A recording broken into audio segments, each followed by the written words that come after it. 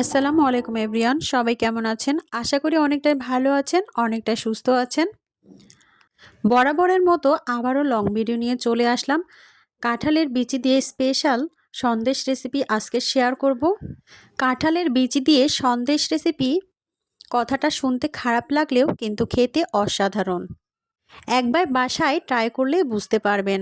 এই যে এখানে কাঁঠালের বিচি আমি খোসা ছাড়িয়ে 2 ঘন্টা ভিজিয়ে রেখেছিলাম। তারও বেশি যদি ভিজিয়ে রাখেন তাড়াতাড়ি খোসাটা উঠে যায়। এই খয়েরি কালার ইয়াটা উঠিয়ে দিতে হবে, তাহলে সন্দেশের কালারটা সুন্দর আসবে। সেজন্যই আমি এখানে পাটার ওপর ঘষে এই খয়েরি কালার লেয়ারটা তুলে ফেলবো।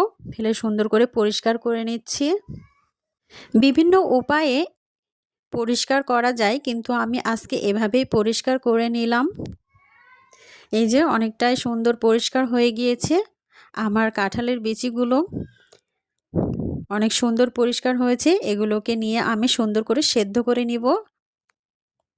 এই জন্য প্রেসার কুকারে আমি এগুলো সম্পূর্ণটা ঢেলে দিচ্ছি। সেদ্ধ করে নেওয়ার পরে এরকম কিছুটা হয়েছে। হাতে চাপ দিলে অনেক সুন্দর একটা স্মুথ চলে এসেছে। খুবই সুন্দর সেদ্ধ হয়েছে। এটাকে আমি ব্লেন্ড করে নেব। হাত দিয়ে মেশ করলেও কিন্তু হবে ভিউয়ার্স। এই যে এখানে আমি ব্লেন্ড করে নিয়েছি। ব্লেন্ড করা কাঁঠালের বিচিগুলো একটা বাটিতে সুন্দর করে সম্পূর্ণটাই বেড়ে নেব। এই তো সুন্দর করে বেড়ে নিচ্ছি সম্পূর্ণগুলো। এরপরে এখানে আমি অ্যাড করব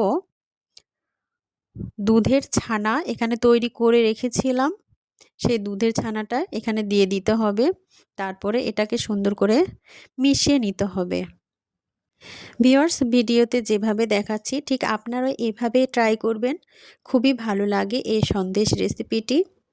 এই যে এইভাবে সুন্দর করে স্মুথ করে নিতে হবে। একটুকু যেন দলা দলা না থাকে। যতটুকুই থাকে প্যানে কিন্তু রান্না করার পরে সুন্দর একটা মেশ হয়ে যাবে। এখানে আমি চুলায় প্যান বসিয়েছি। এরপরে কিন্তু আমি ঘি দিয়ে দিচ্ছি।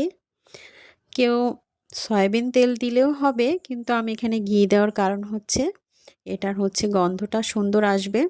আর এখানে দারুচিনি, এলাচ আর তেজপাতা দিয়ে দিলাম। দিয়ে সুন্দর করে নেড়েচেড়ে ব্লেন্ড করা কাঁঠালের বিচি আর ছানার মিশ্রণটি আমি এখানে দিয়ে দিব। দিয়ে সুন্দর করে নেড়েচেড়ে একটা শক্ত ডো তৈরি করতে হবে। তেলটা আমার অলরেডি গরম হয়ে গিয়েছে। এখানে আমি এই বাটির এগুলো ঢেলে দিচ্ছি। এই তো সুন্দর একটা কালার আসছে, সাদা সাদা। এটা কিন্তু রান্না করার পরে একটু ডিপ কালার, অন্য কালার হয়ে যাবে। এভাবে সুন্দর করে নেড়েচেড়ে নিতে হবে।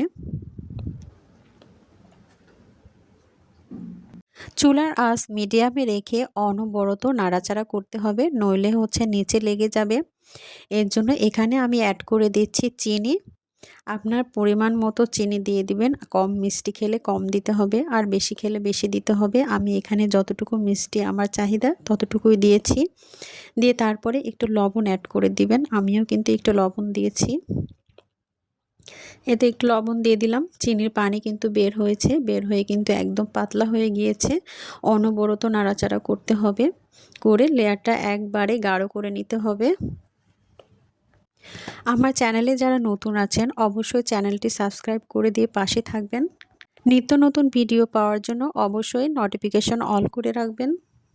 আর যদি ফেসবুক পেজ থেকে দেখেন তাহলে চ্যানেলটি ফলো দিয়ে পাশে থাকার অনুরোধ রইল ভিউয়ার্স। কাঁঠালের বিচির সন্দেশ রেসিপি দুর্দান্ত লাগে খেতে। একবার বাসায় ট্রাই করে দেখবেন ভিউয়ার্স, খুবই ভালো লাগে। আমি তো মনে করেছিলাম এটা একদমই ভালো লাগবে না, কিন্তু এটা বানানোর পরে খুবই মজা হয়েছিল। যখন লেয়ারটা পাতলা ছিল তখন কিন্তু কড়াইয়ের গায়ে লেগে গেছিল। এখন কিন্তু এটা আর লেগে যাচ্ছে না, একদম উঠে উঠে আসছে। খুবই সুন্দর একটা কালার চলে আসছে আস্তে আস্তে।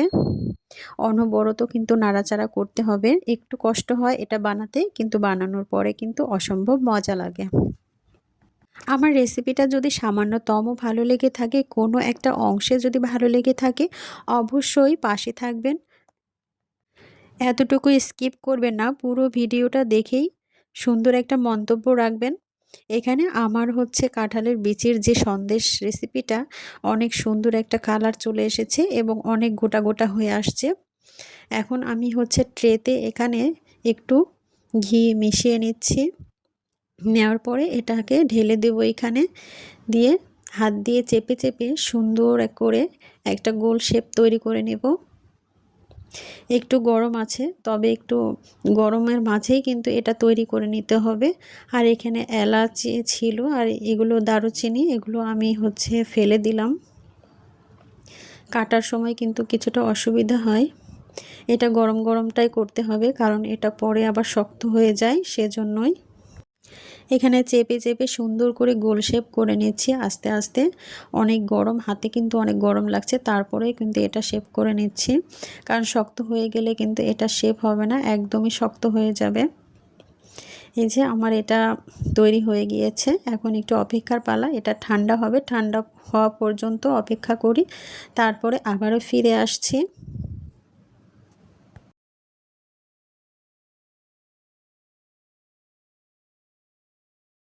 এটা আমার অলরেডি ঠান্ডা হয়ে গেছে এবং শক্ত হয়ে গেছে।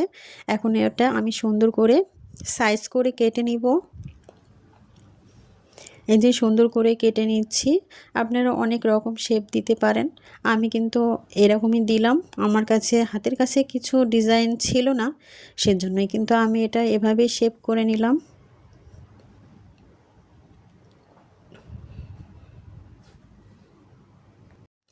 এই তো আমার এগুলো কেটে নেওয়া হয়ে যাচ্ছে, এরপরে আমি প্লেটে সাজিয়ে আপনাদের পরিবেশন করব। একটা উঠিয়ে আপনাদের দেখাচ্ছি, অনেক সুন্দর আম সন্দেশ তৈরি হয়েছে। এটা কিন্তু ৪-৫ ঘন্টা রাখলে ভালো হয়। আমি কিন্তু বেশি টাইম রাখি নাই, ২ ঘন্টার মতো রেখে তারপরে কিন্তু আমি এটা কেটে নিয়েছি। এই তো সুন্দর একটা কালার চলে এসেছে। আমরা তো কাঁঠালের বিচি দিয়ে ভর্তা অনেকভাবে অনেক কিছুই খেয়ে থাকি, কিন্তু এইভাবে সন্দেশ রেসিপি তৈরি করলে কি যে অসম্ভব মজা লাগে, একবার বাসায় ট্রাই করলে অবশ্যই বুঝতে পারবেন। আমার চ্যানেলে যারা অলরেডি আছেন এবং সবসময় আমার ভিডিওগুলো ফলো করেন, দেখেন, তাদেরকে অনেক অনেক ভালোবাসা। সবাই ভালো থাকবেন, সুস্থ থাকবেন। আল্লাহ হাফেজ।